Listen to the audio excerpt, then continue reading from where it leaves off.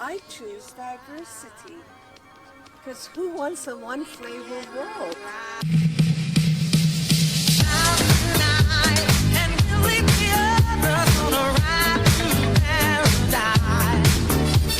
Hello, greetings from Toronto, Canada to you lovely people wherever you are on this wonderful planet of ours. I am so glad that you're tuning in again and you're with us at Panacea9 by Gloria Y. We have two amazing guests today. One of them is a friend I've known since the 90s, and we met in a very special spot in the world, in the Holy Land. She is Nelufar Mohajeri. Hello, Nelufar.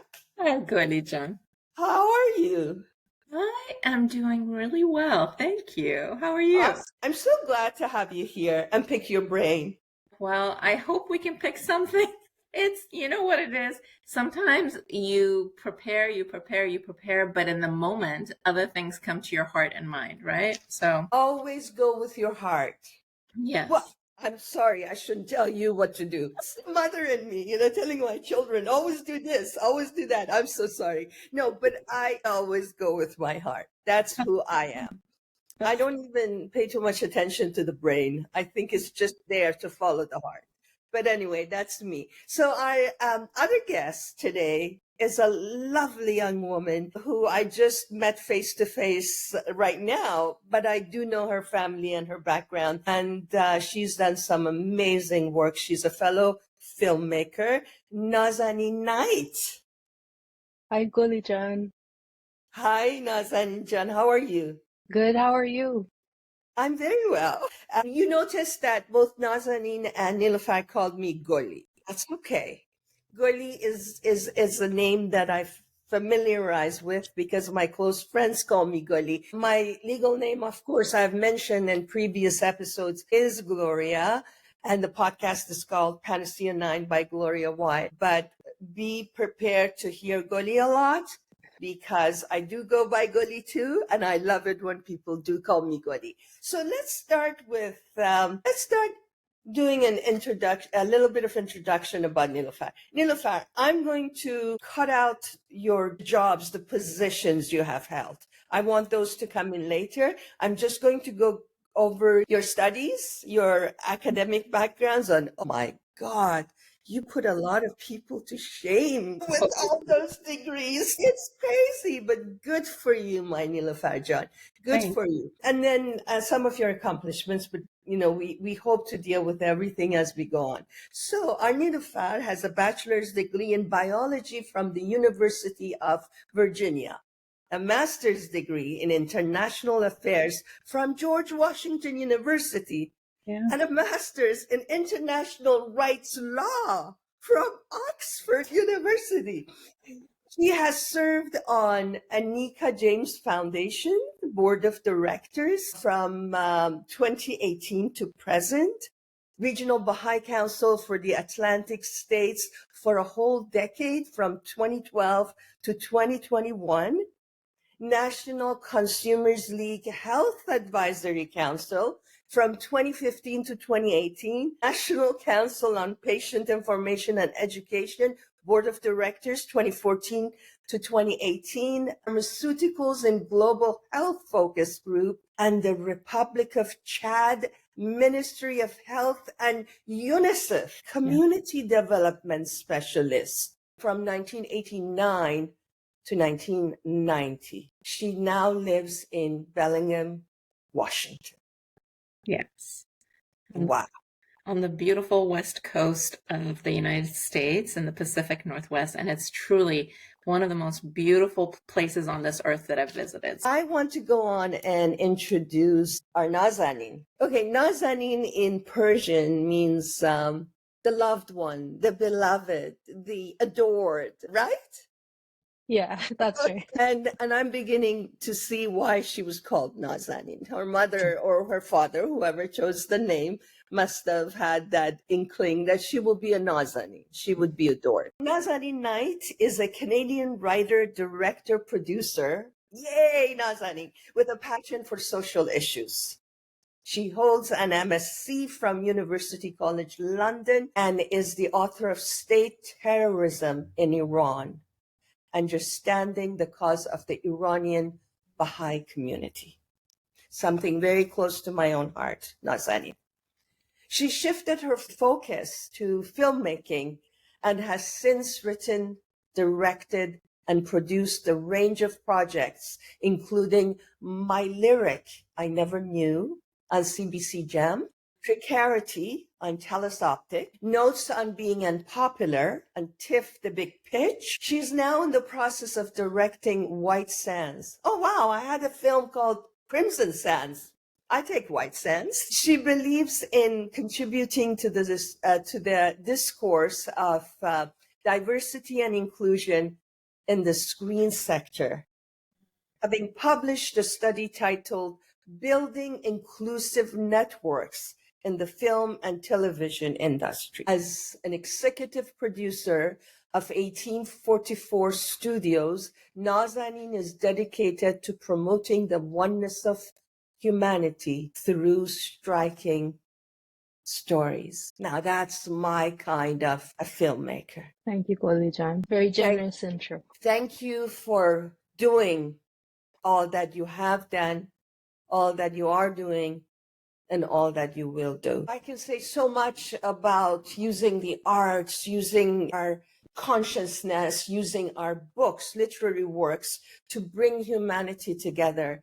But we are here with two guests, and we have a process that we need to go through. So I leave my own comments till later.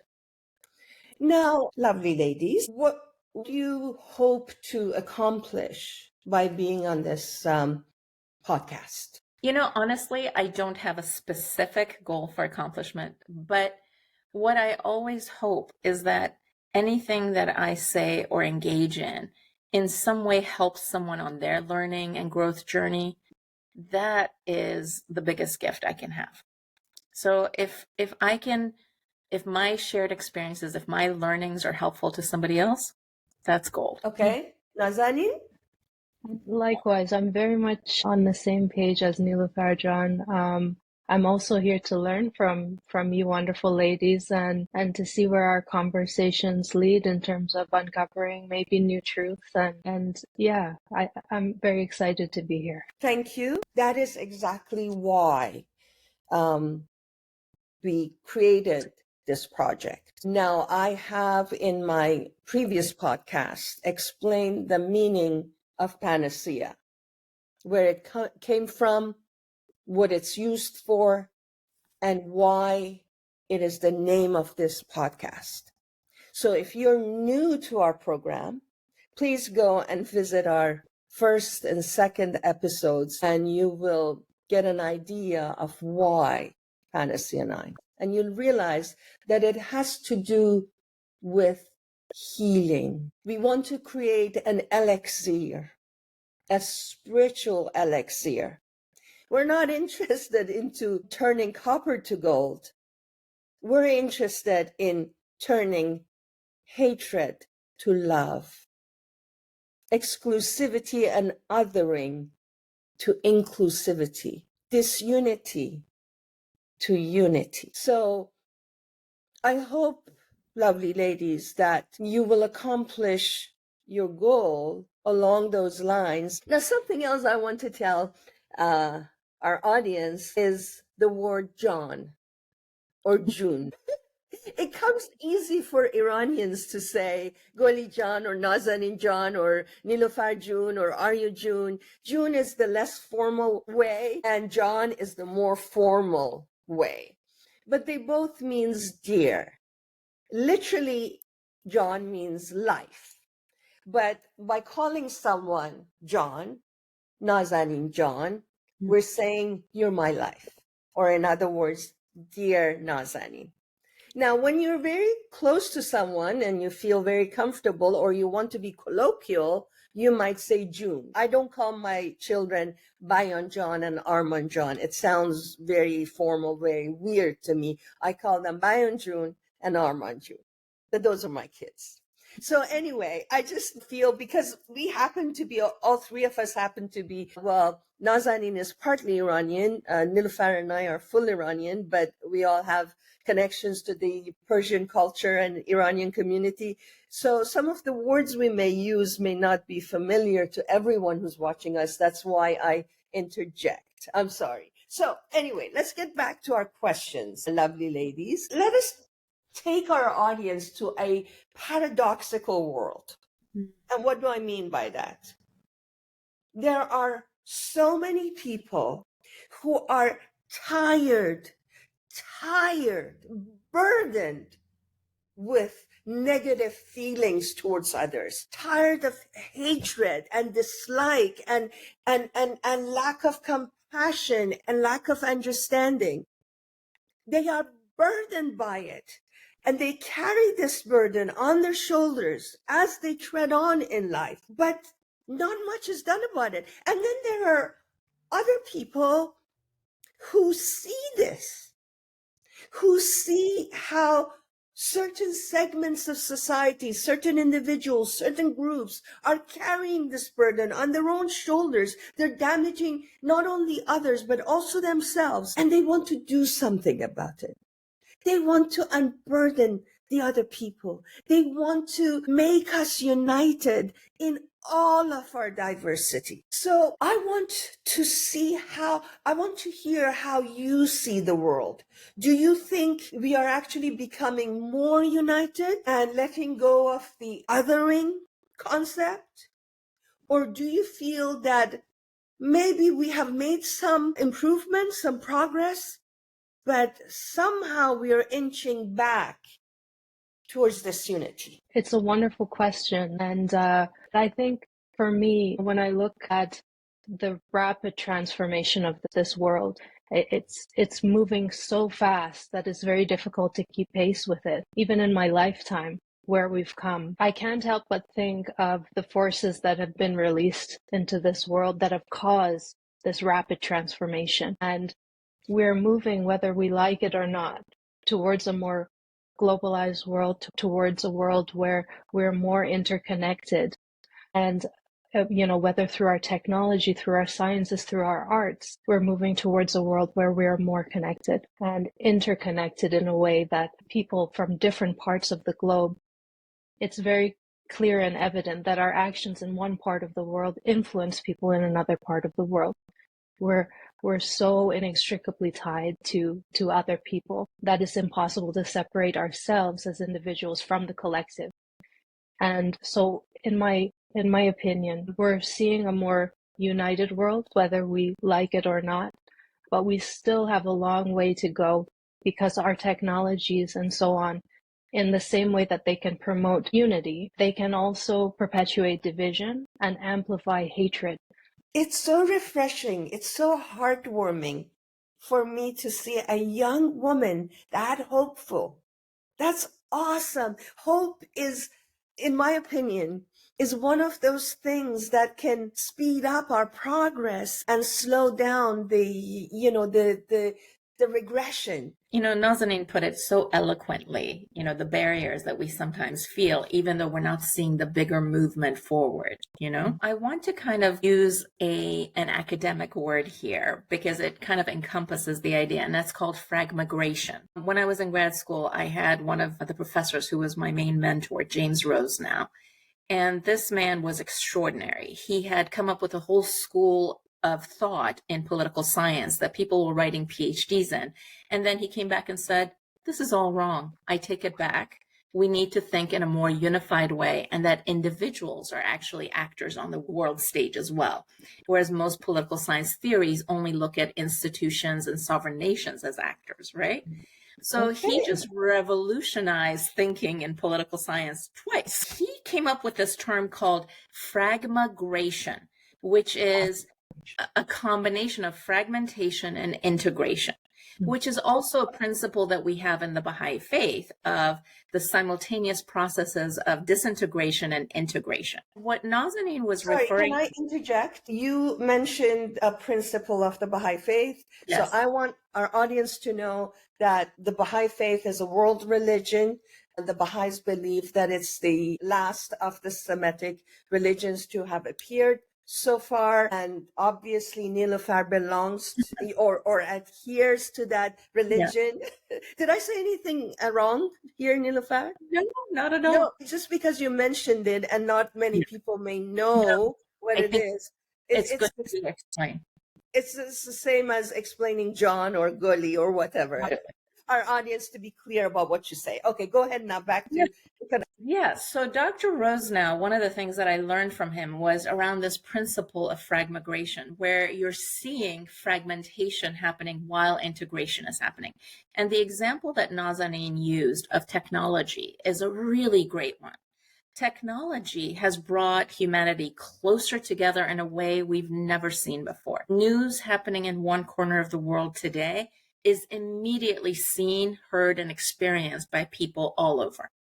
So technology has brought us completely closer together.